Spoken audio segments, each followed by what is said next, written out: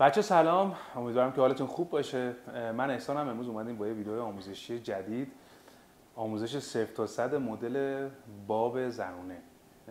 توی ویدیوهای قبلی، تو چند سال قبل ما این ویدیوها رو درست کردیم، ولی خب خیلی کامنت دادید که یه خورده توضیحاتتون رو بیشتر کنید، کاملترش کنید که بتونید به بهترین شکل اونو اجرا کنید. با من همراه باشید. بچه‌ها، اولین نکته که میخوام بهتون بگم، کلاً یعنی برای شروع کار باید حتما این مدلتون رو یک زاویه 30 درجه به سمت جلو بدید. یعنی نگاه کنید دقیقاً به همین شکل. چرا اینو میخوام بهتون بگم؟ بخاطر اینکه زمانی که شما نقطه شروع کاتتون روی مهره اول گردن میشه، خب، و اون گودیه شما حتما باید بچسبونید و یعنی این انگشت رو بذارید، کات اول انجام بدید. حالا من سکشن بندی میکنم، کاملا بهتون میگم، از 0 تا 100 کاتش رو بهتون میگم. ولی خب این حرکت اولیه خیلی مهمه. چرا این زاویه 30 درجه رو داریم میدیم؟ تا آخر کوتاهیتون هم باید حتما این زاویه 30 درجه باشه.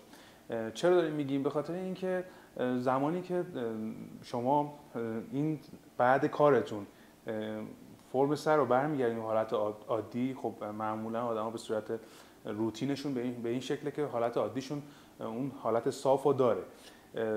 خیلی از همکارا این کوتاهی رو انجام دادن، یا ما خیلی کامنت گرفتیم یا دایرکت گرفتیم که مثلا طرف اومده بود که گفته آقا من مدل باب زدم، مثلا صاف وای میسه، اون کرو نداره پشت سر. چرا این اتفاق میفته؟ اون 30 درجه رو رعایت نکرده. شما زمانی که این 30 درجه رو دارید، دسته‌های زیرین مو کوتاه‌تر میشه، دسته‌های رو بعد برمیگردونید، دسته‌ها رو روی مون یه حجم زیادی سنگین‌تر میشه و میاد روی اون دسته‌های زیری و باعث میشه اون کرویه ایجاد شه و بعد شستشو خود طرف تو خونه نیاز نیست سشوار آنشینی بکشه. حتی مدل‌های یعنی جنس موهای مجعدی هم اگه داشته باشه، اگه فرهم باشه، باز هم اون کرویه رو داره، هم از پشت هم از بغل به سمت داخل میاد و اون زیبایی خودش رو داره.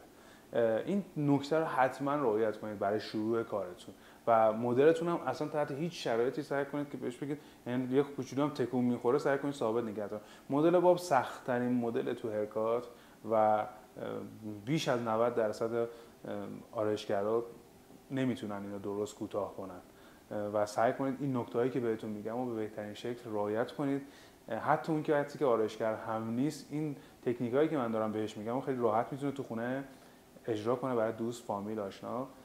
بریم که ادامه کار داشته باشیم. خب بچه‌ها ببینید، اولین تقسیم بندی که من دارم اینه که اون 4 تا انگشتمو میذارم، میبینید دقیقاً اول به 2 نیم کره تقسیم میکنم من اینو وسط. خب بعد میام یه خطی رو ایجاد میکنم، حالا به صورت حالا 8 خودمونه ایجاد میکنم و اینکه اون 4 تا انگشت رو حتما لحاظ کنید.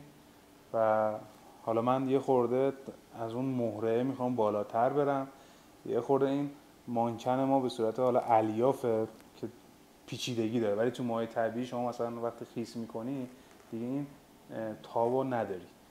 اولین کاری که باید بکنیم اینه که شما میای توی من تا خط رویش یه سانت زیر خط رویش میام، موها رو کات میکنم، الگوی خودم رو در میارم. ببینید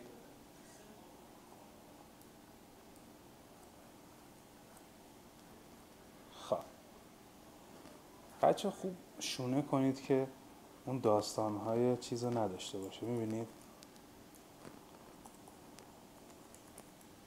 دیگه مانکن و پیچ و تابای خودش، ولی خب میتونید نکته ها رو بگیرید.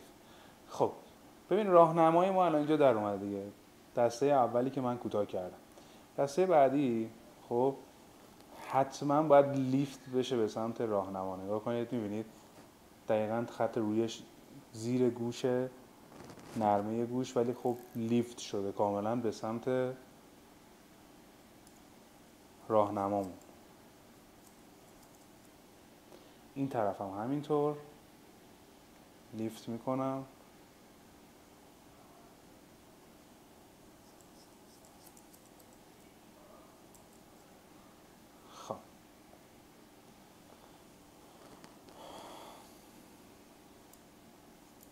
اینجور که مشخصه ما باید چند بار اینو لیفتش رو انجام بدیم. تو یه بار کار در نمیاد.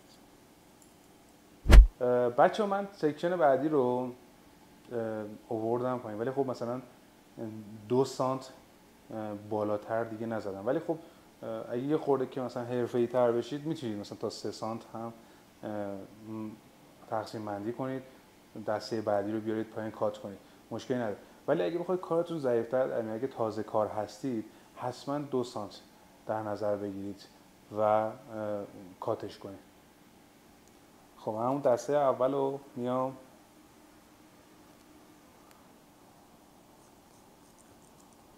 کوتاه میکنم، دسته‌های بعدی رو من اگه دقت کنید تمام نقطه‌ای که من دارم کار میکنم همون مرکز گردنه، میبینید همون وسط که دقیقا توی سکشن اول من اومدم کات کردم و راهنمای ما شده. همه دسته ها رو میکشیم به این سمت، لیفتش میکنیم،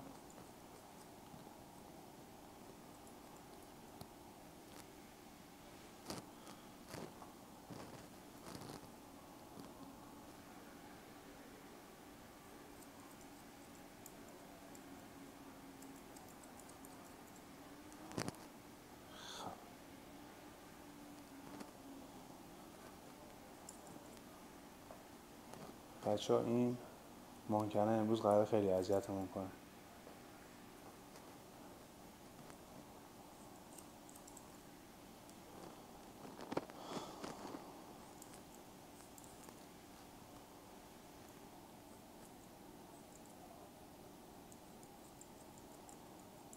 خب بچه ها نگاه کنید، من تقسیم بندی بعدی من حالا کشیدم پایین و لیفتش کردم، دقیقا تو اون نقطه کاتمون راهنمامون کات شده و قراره که حالا بریم سراغ تقسیم بندی بعدی، یعنی دسته بعدی. همون 2 سانت رو من حالا اینجا به شما نشون میدم که شما راحت تر بتونید کار رو انجام بدید. نگاه کنید دقیقا نقطه ضخیم شونه استفاده میکنم، این خط رو خیلی صاف ایجاد میکنم، کشم پایین.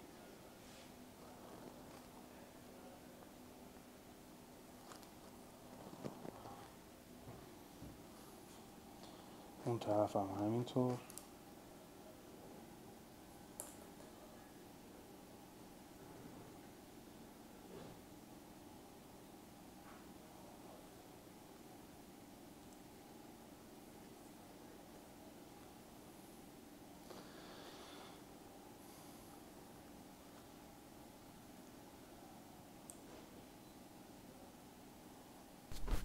خب ببینید من هنوز این زاویه سر رو اون 30 درجه‌ای که آوردم پایین هنوز تکون ندادم، ولی همچنان دارم کوتاهیمو انجام میدم.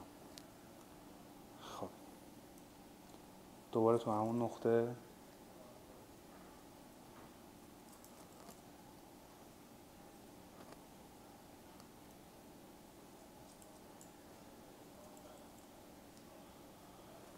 از بغل لیفت میکنم، میارم توی قسمت راهنما،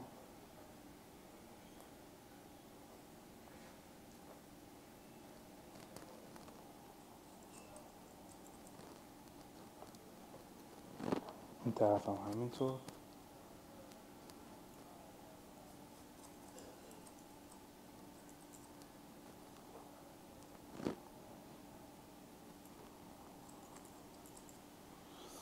بچه این نکته من بهتون بگم، توی لیفت کردن خب سعی کنید که شونه‌ای رو استفاده کنید زمانی که دارین هرکات انجام میدید که دقیقاً دندونه‌های ریز به هم نزدیک داشته باشه و باعث میشه که شما درست بتونید لیفت کنید. یعنی اون دسته‌هایی که شما قراره که لیفتش کنید و بکشید با انگشتاتون، شونه‌های دونه ریز خیلی کمکتون میکنه کارتون دقیق‌تر بشه. ولی برعکس این قسمت‌های درشتش باعث میشه که دسته‌ها رو رد کنه و کار شما رو تمیز نکنه. اینو حتما رعایت کنید. خب بچه‌ها ببینید همون نکته‌ای که بهتون گفتم، می‌بینید خیلی خوب دسته ها رو میکشه، لیفت میکنه و من کوتاهش میکنم تو همون نقطه همیشگیمون. یه دقت کنید انگشتای من تکون نمیخوره، میبینید تو همون نقطه مونده، فقط دسته ها لیفت میشن و کوتاه میشن.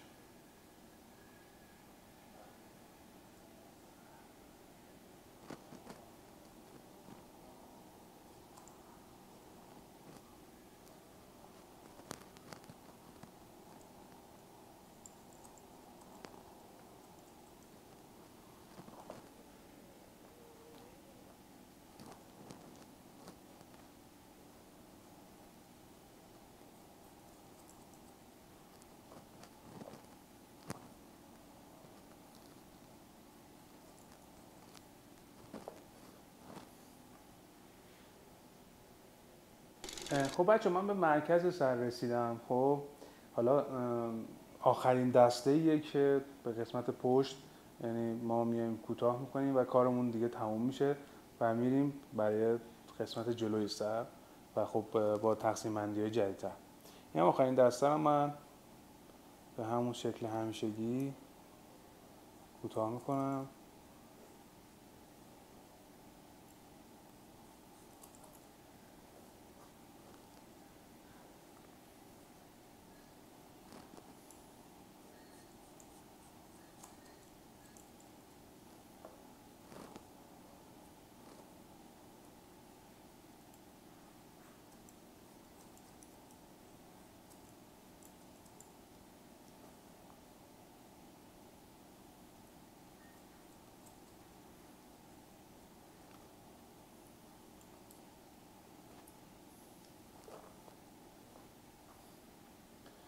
خب اینا ببینید الان دقیقا یه حالت اون خیلی کم اون شیبه رو ما الان داریم، ولی خب باید بریم توی دسته‌های بعدی، توی نیم کره جلوی سره که این مدل باب خودشون نشون میده.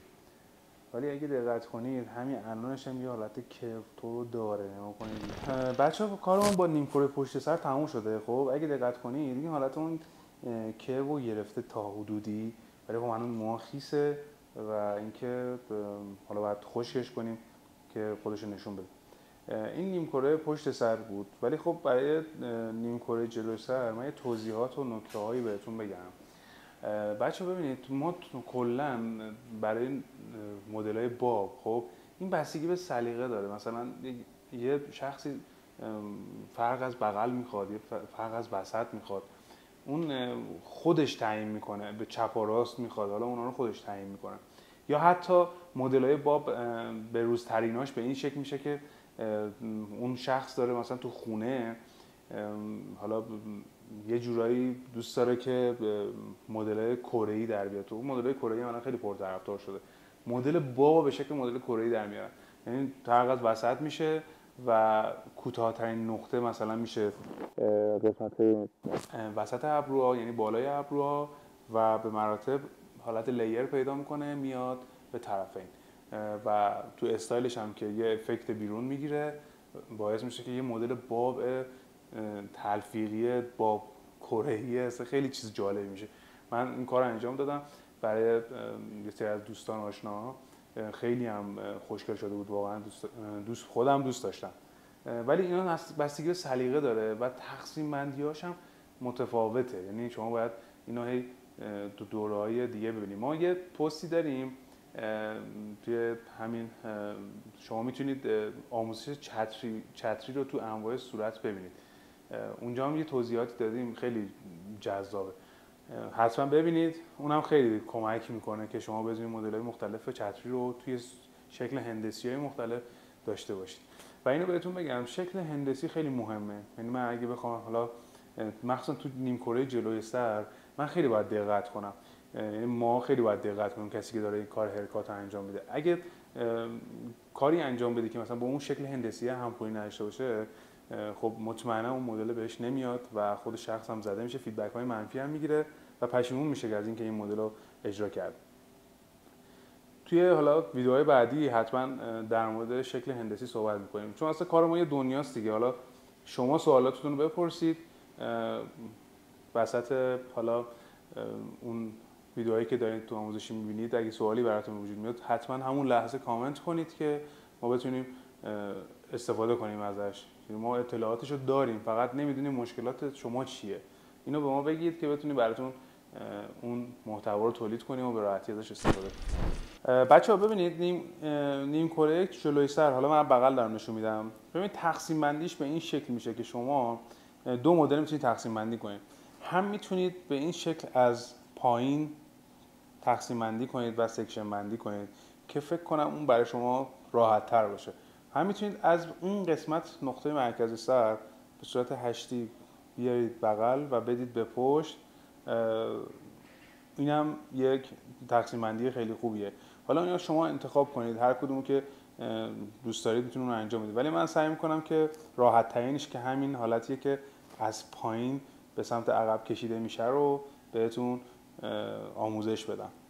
حالا یه چیزی هم که نگفتم این که مدل ما هم قراره که ساید پارت بشه، یعنی فرق از بغل، یعنی خواب ماهاش میاد به سمت چپ و قرار نسبت به همین خوابه ما موها رو کوتاه کنیم تو مدل باب.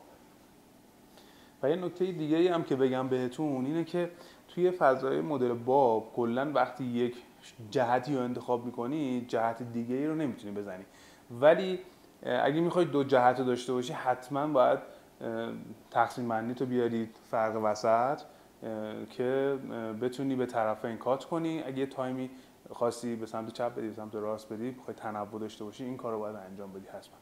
بچه‌ها همونطور که میبینید من تقسیم بندی اولی رو انجام دادم. اون تا حجمی که میتونید دستتون تو انگشتتون نگه دارید، ببین میکشید به سمت عقب. فقط ببین اون لیفت شدن رو خیلی دقت کنید، حتما شونه درگیر شه، بکشیدش به سمت عقب. تو کدوم قسمت؟ دقیقاً تو همون نقطه‌ای که راهنما بود میام کوتاه میکنم. دسته بعدی هم همینطور.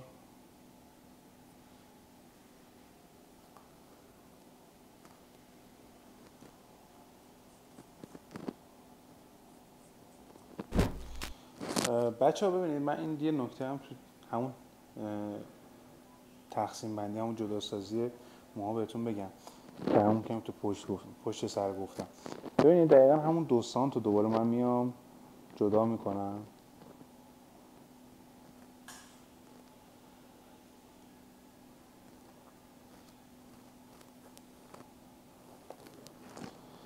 خب ببینید من اینو تو این تقسیم بندی من 2 تا کار میتونم انجام بدم، ولی راحت ترین راه برای شما به این شکله که خب دسته اول الگوش در اومده، دسته دوم که کاملا اگه دقت کنید یه ردی ازش میمونه. من چیکار میکنم؟ میام به این شکل شروع میکنم نسبت به اون راهنمایی که از زیر مشخصه کوتاه کردم.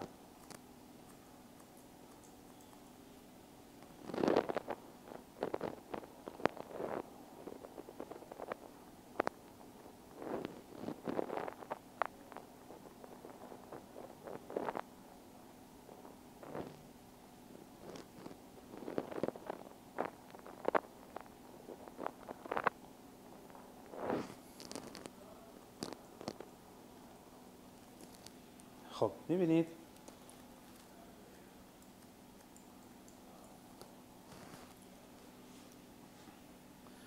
دقیقاً اون شیبه رو ما نسبت به اون راهنمایی که داشتیم در آوردیم و تقسیم بندی بعد هم به همین شکل، یعنی تو این نیم کره دقیقاً به همین شکل ما موها رو کات میکنیم. حالا من دستای بعدی رو هم باز کنم. ببینید نیازی نیست که من بیام یه خورده فرقه رو درست جدا کنم که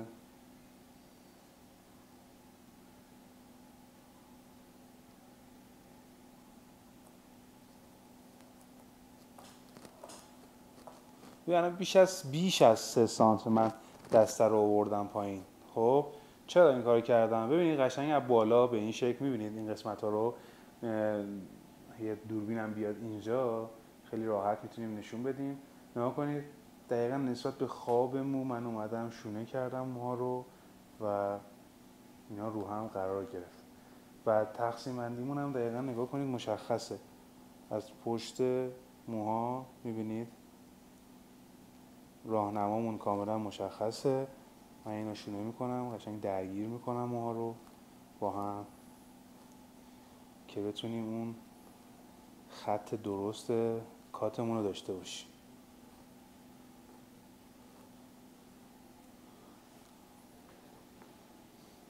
خب شروع میکنیم از قسمت پشت.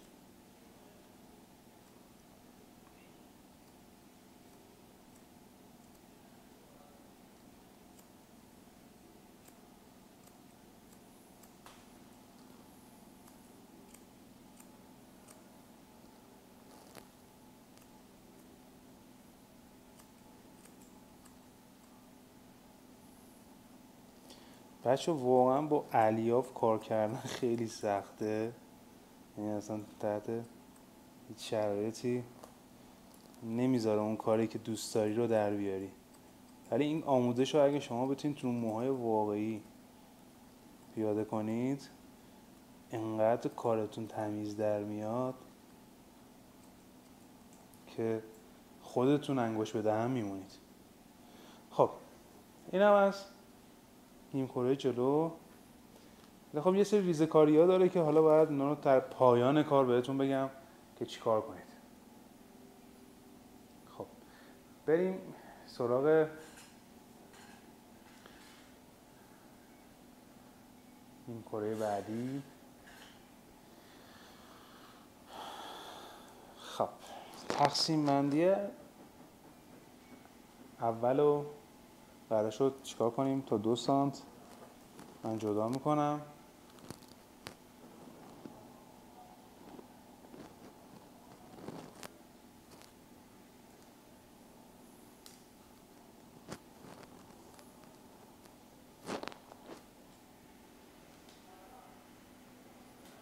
یه خورده موها خوش شده.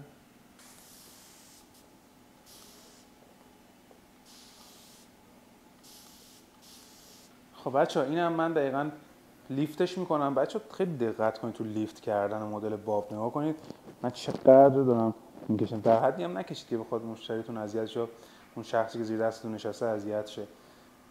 نگاه کنید فقط یه جوری لیفت بشه که صاف. ببینید ببینید چندین بار بکشید تا برسه به اون نقطه وسط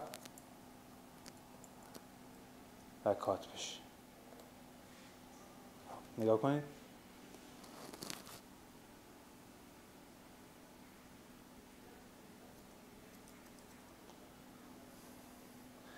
بریم سراغ دسته بعدی.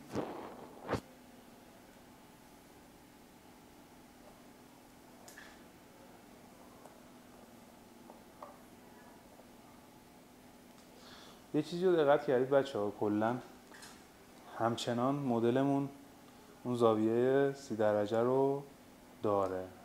حالا این وسط ها یه استراحت هم بهش بدید حتما یه خسته نشه. خب من میام این طرف. نگاه کنید دوباره همونو من از راهنما استفاده میکنم.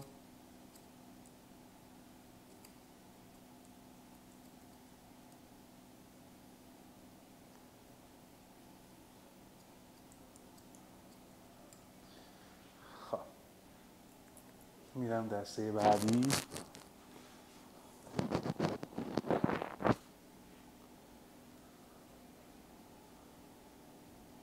حالا شاید اینجا براتون سوال بشه که مثلا چجوری میشه که اون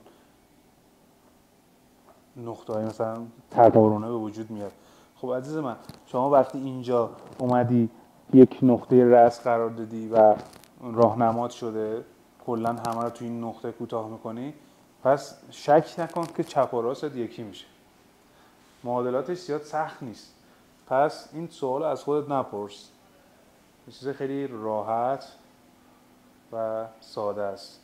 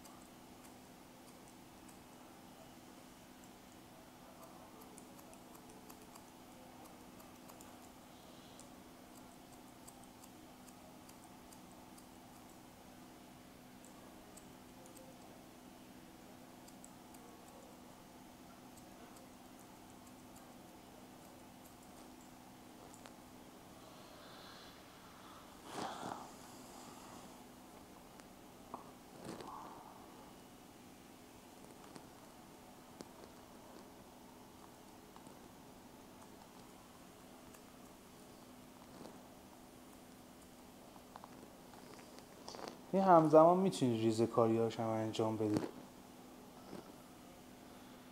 خب این دسته بعدی، چون این طرفی خورده زیاده دستش، من دوباره به یه قسمت، این دو قسمت تقسیم میکنم دسته آخر رو.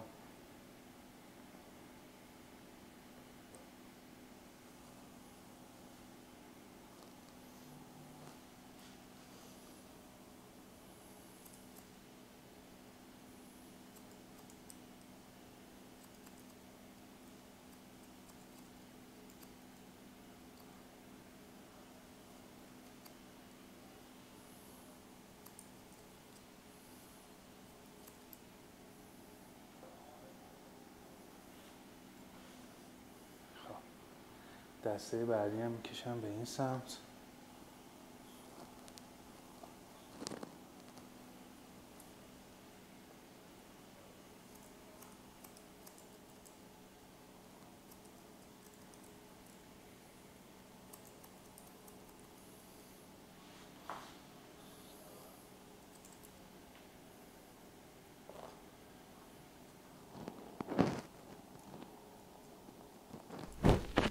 خب بچه من اگه بخوام اینو بلندتر نگه دارم، خب دیگه اینا رو به هم اتصال نمیدم.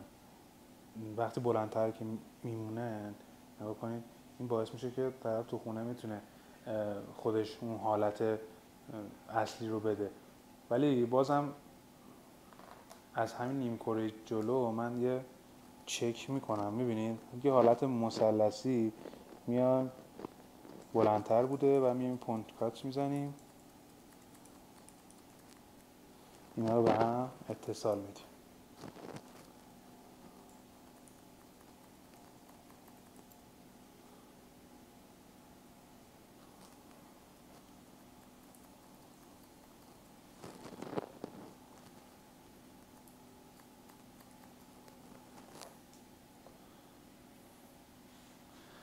خب مانکنمون هم یه گردنش درد گرفت، سرش رو برمیگردونیم حالت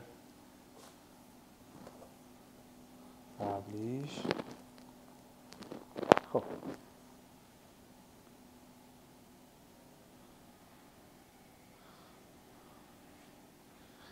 این بچه ها، این الان تقریبا یه مدل بابی شده که حالا با یه ایراداشو گرفت.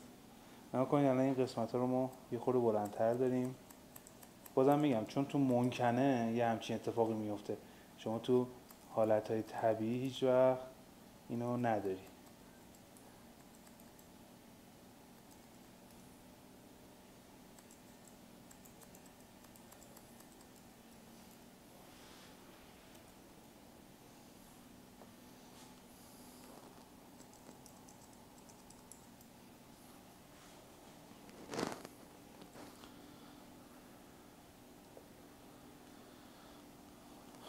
خب بچه این هم یه کاتریه که دیگه کاملا حالت کلاسیک پیدا کرده. باید یه خورده رطوبتش رو بگیریم که باز اگه ایرادی داره بتونیم ایرادش رو برطرف کنیم. خب بچه ببینید این همون حالت کرو داره و بعدش هم خیلی اون قسمت شیبش هم که به سمت جلو هست خیلی کم پیش میاد که این نقطه اون توی این نقطه ها شما مثلا به مشکل بخورید، ولی این که ریزه کاری که اگه هست یه خورده مثلا میتونید به این شکل شما مثلا کمش کنید، قسمت هایی که حالا بلندتره خیلی با نوک قیچی آروم ریزه کاری میکنید و خیلی خوب در میاد. حالا بعضیا با ماشین هم میان کار میکنن و اینکه میان خیلی صاف میکنن موها رو. میگم خیلی سلیقه‌ایه مدل باب، یکی دوست داره موهاش خورد بشه، من حالا یعنی مدل ماست دیگه، خب یه همچین حالتی در اومده، یکی دوست داره موهاش خورد بشه، من میام چیکار میکنم یه حالتی میام قشنگ تو دل موها رو برش میکنم که اون هفتی هشتیه ایجاد بشه، قشنگ اون تکسچر مو رو شما ببینی. سلیقه است، یه خورده فشن تر میشه، بعضی از خانم‌ها دوست دارن و خب بعضی هم که این حالت کلاسیک رو خیلی میپذیرن. در کل این تکنیکی که بهتون گفتم یک باب، یعنی بیس 0 تا 100 بابه و خیلی نکات توش هست. حالا من بهتون گفتم اگه براتون سوال هست بگید، من فقط برای اون نقطه میام برات ویدیو تولید میکنم و سوالتو برطرف میکنم. خیلی مدل‌های مختلف باب داریم، خیلی من دارم میتونم فکر میکنم خیلی زیاده و نمیتونیم الان همش رو توی آموزش بگیم. امیدوارم که این آموزش براتون مفید بوده باشه و راحت بتونید اون کاری که میخواید انجام بدید. ویدیوهای دیگه هم ببینید، اگه مدل دیگه هم که میخواید یاد بگیرید همشون به ساده ترین روش آموزش داده شده. اگه اولین بار هم که ما رو میبینید سابسکرایب کنید، لایک کنید، خیلی به ما کمک میکنه. بالاخره ما هم داریم زحمت میکشیم این ویدیو محتوا رو تولید میکنیم. کامنت یادتون نره، اصلا حتما کامنت بذارید، دست ما هم پرید، حتما کامنت بذارید، خیلی به ما کمک میکنه که سوالای شما رو جواب هر سوالی که تو ذهنتون هست بپرسید. واقعا مرسی، تا ویدیو بعدی، خدا نگهدار.